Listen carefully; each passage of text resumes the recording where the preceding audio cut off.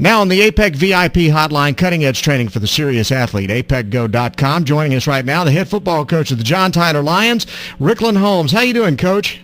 I'm doing good. How you doing? Doing very well. Thanks very much for coming on with us. Congratulations on another big win, an easy win over the Nacogdoches Dragons this past Friday night. Tell me a little bit about how your team played in that ball game. They played inspired. They played the way they practiced all week, and they just made sure that they finished the football game. Coach, your team has really not been challenged in district play this year. How is it that you've been able to get them up for teams that are obviously just not quite as good as you guys are this year in district? Just making sure that we face every team that we go against as we're going against ourselves, making sure that every team that we go against, we do that so we don't get up and down. You know, as long as you make sure that you're going out there to beat John Tyler High School, then you should give your very best from the beginning to the end. You guys came into this season as a semifinalist team from last year. You had 9 returning starters on offense, 7 on defense. You really expected to be where you are this year. Is there any part of your game that you're not happy with right now? No, right now I'm pretty happy with the way that we are improving week in and week out in all 3 phases: offense, defense, and special teams. As long as we keep improving, they'll keep getting my approval on how their performance is going. And then with you being in your first year as the head football coach there, how do you feel about how the coach has improved from week to week in his experience as a new head coach? I think it's going great.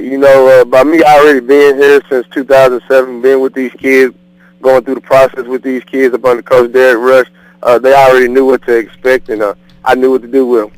Was there anything that caught you off guard as far as being a head coach when you're moving in from being an assistant to moving up to taking charge of the whole program? Is there anything that you maybe thought, well, this is harder than I thought it was going to be? No, because like I said, going through this whole process, even before Coach Rush decided he wanted to leave, he was basically grooming me to be a head coach either here or somewhere else.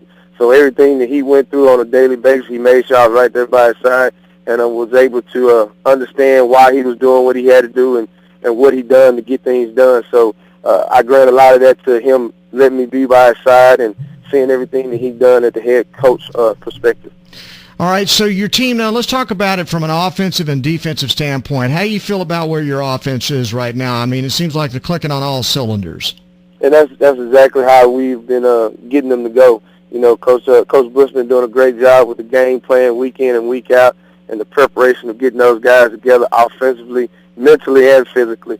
And what we've been doing up to this point is exactly what we want to do. You want to try to get to that peak point the closer and closer and closer you get to December 22nd. No, and pointing at December 22nd already, too. I like that. What about your defense? How are you feeling about the way that's gone? I mean, you guys were loaded on defense, and you knew that. Have they performed the way you expected them to? They haven't performed the way we have expected them to do, and we expect them to get better.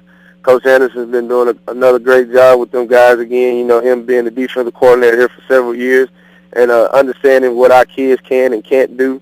And he just makes sure that he capitalizes on the things that they do well, and he tries to make sure that they understand the things that they don't do well, how you can either, take over that weakness and make it a strength. And the game plans he's been coming up with week in and week out have been amazing, and the kids been playing hard. Do you guys have a weakness? Well, right now, man, the only weakness I can say is, going out there and just making sure that we understand that, the flow of the game depends on us. We have to make sure that we take the team out. We have to make sure we take the refs out, because when we're playing against ourselves, we're playing to beat ourselves. Now, you play White House. This is a football team that's 9-0 coming into this season, into this ball game, and it's for the district title. You guys have played Lufkin and Lancaster and Mesquite Horn and some really good football teams, so you know what these kind of games are like. This is a new experience for them. How much of an advantage do you think that gives you?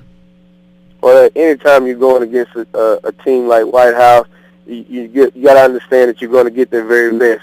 And it just goes back to what I said earlier about us making sure we go out there to compete against ourselves and not against the team that we're lining up against on Friday. They play some good teams this year. It's a reason why they're 9-0. And come Friday, somebody has to win a district championship. Either it's going to be us or it's going to be White House.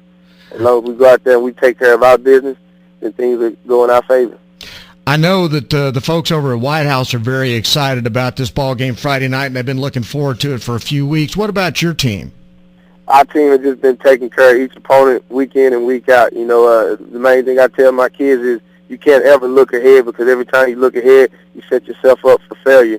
So what we've been doing, going through this process of this 10-game stretch with preseason and district, is making sure that we focus on every game one at a time. And like right now, our attention is on White House. Last week, it was on Nacogdoches. What do you think of this White House football team? I think they're a very talented team. I think they line up well. I think they do a lot of things defensively that are fundamentally sound. I think offensively they have some explosive weapons.